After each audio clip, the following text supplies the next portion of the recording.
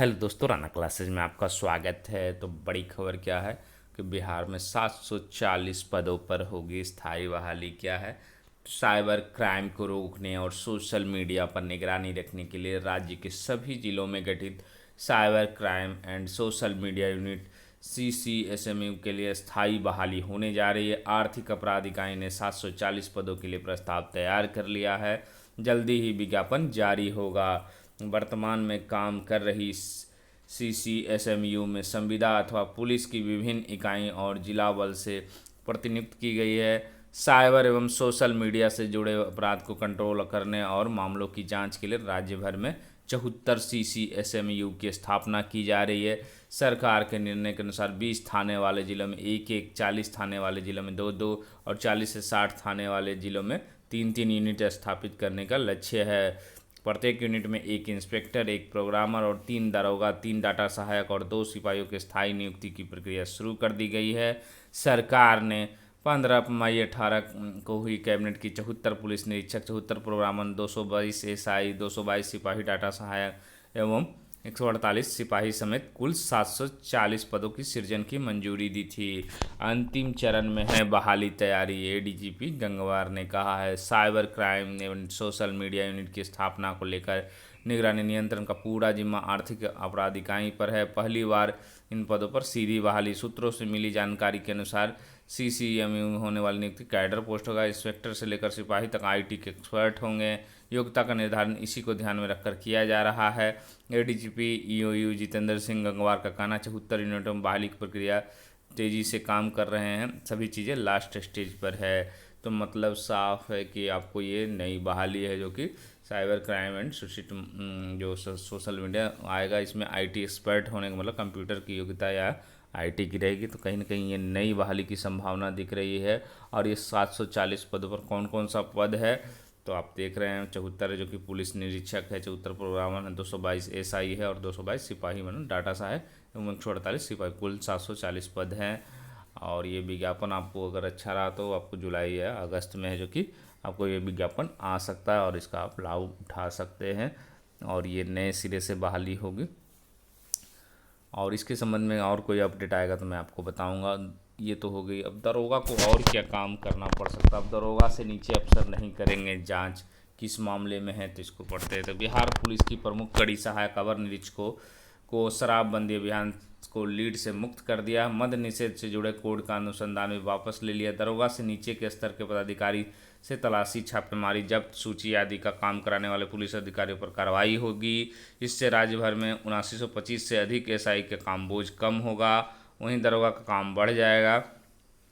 IG मद्य निषेध अमृतराज ने सभी SSP, रेल SP पत्र लिखकर हिदायत दी है। बिहार मद्य निषेध उत्पाद अधिनियम 2016 की धारा 73E के अनुसार सहायक अवर निरीक्षक या इससे नीचे किसी पुलिस पदाधिकारी से अनुसंधान, तलाशी, जब्त, सूची की कार्रवाई नहीं कराई जा सकती है।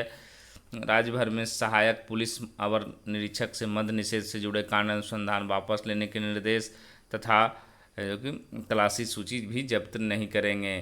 शराबबंदी को सफल बनाने के लिए राज्य भर में अभियान चलाया जा रहा है। इस दौरान शराबबंदी का उल्लंघन करने वाले व माफिया इस आधार पर कोर्ट से छूट गए कि जांच ASI ने की थी। तलाशी में शराब की बरामदगी दरोगा से नीचे स्तर के पदाधिकारी ने की थी। अमृतराज का कहना है, यह अधिनियम प्रावधानों का उल्लंघन है। इसका कुप्रभाव न्यायालय में विचारण के दौरान पड़ा। इसका सीधा लाभ अभियुक्तों को मिल रहा है। दरोगा को अनुसंधान लेकर कार्रवाई के निर्देश। IG मद्य निषेध अमृतराज ने सभी जिलों के आरक्षी अधीक्षकों को निर्देश दिया है कि जिले के सभी पुलिस पदाधिकारियों को लिखित में हिदायत दी जाए।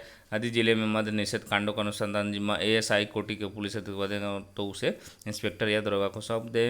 वहीं लापरवाही के लिए थानाध्यक्ष को विरुद्ध कार्रवाई करने का सुनिश्चित निर्देश दिया। मतलब क्या है कि पहले ASI लोग है जो कि जनरली होता क्या है, कोई भी चीज़ होता है तो नीचे क्योंकि ASI ढेर सारे रहते थानों में तो उनको भेज दिया जाता है और उन्हीं को जिम्मा भी। लेकिन इससे क्या होता था कि न्यायालय में जाकर बरी हो, क्योंकि कानून में लिखा हुआ SI से नीचे है जो कि आपको ये जो कार्रवाई है, जब्ती, सूची, अनुसंधान, तलाशी, तो ये छूट जाते थे। इसी कारण है जो कि इनको है जो कि दरोगा से नीचे, सब इंस्पेक्टर से नीचे ये करने और सब इंस्पेक्टर का एक काम और बढ़ गया है। उसके बाद आते हैं, अब ये तो 2 खबरें हो गए, आते हैं JPSC की तरफ से। तो JPSC नया रिवाइज कैलेंडर जारी किया है। लेकिन इस कैलेंडर में झटका थोड़ा सा इसलिए लगा, उन लोगों के लिए लगा है जो 7वीं जेपीएससी से 9वीं जेपीएससी का इंतज़ार कर रहे थे और इसमें कैलेंडर में कहीं भी उसका जिक्र नहीं है। तो ये थोड़ा सा झटका है कि अभी हाल फिलहाल में विज्ञापन निकलने की संभावना नहीं है। तो क्या क्या आया, मेडिकल ऑफिसर का आया है कि आपको एग्ज़ाम कब है इंटरव्यू का, तो 17 से 28 जुलाई 12 दिन चलेगा। डिप्टी कलेक्टर जो सीमित है उसका है जो कि 22 से 23 अगस्त है, जो कि रिटेन होगा 2 डे। साइंटिफिक ऑफिसर का है जो कि 30 अगस्त 2020 को इंटरव्यू होगा। असिस्टेंट इंजीनियर का आपको 7 से 9 सितंबर 2020 मेंस होगा, इंटरव्यू 23 नवंबर और 9 दिसंबर होगा, 17 दिन चलेगा। कंबाइंड सिविल सर्विस बैकलॉग का एग्ज़ाम होगा आपको, प्रश्न 13 सितंबर को पीटी होगा। उसके बाद अकाउंट ऑफिसर का आपको 21 से 23 सितंबर और 28 से 29 सितंबर इंटरव्यू होगा।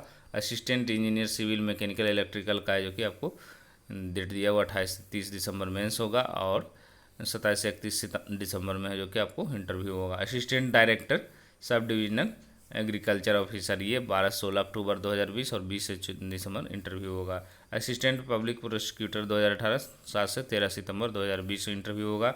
असिस्टेंट टाउन प्लानर का 17 से 20 अगस्त इंटरव्यू होगा। तो ये परीक्षा की तिथि है जो कि ये जारी किया गया है। तो कहीं ना कहीं उनके लिए झटका है जो 7वीं से जेपीएससी का इंतज़ार करे कि 1-2 महीने में बहाली का विज्ञापन आएगा, लेकिन अभी उसकी स्थिति नज़र नहीं आ रही है। जैसे ही इस संबंध में कुछ अपडेट आएगा तो मैं आपको बताऊंगा। उसके बाद ये कि बीपीएससी कल के नोटिफिकेशन में निकाला है कि आपको ये जो खनिज विकास पदाधिकारी है उनका जो कि डेट बढ़ा दिया गया। रजिस्ट्रेशन अब 19/6 से 23/6 तक होगा। ऑनलाइन माध्यम से भुगतान 27/6 तक होगा। ऑनलाइन आवेदन भरने की तिथि 30/6/2020 तक होगा और आयोग से कार्यालय 7/7/2020 तक होगा। तो इस संबंध में आपको ये डेट बढ़ा दिया गया है और बहुत सारे लोग कल मैंने बीपीएससी का डाला था 66वीं बीपीएससी का, तो सोर्स पूछ रहे थे।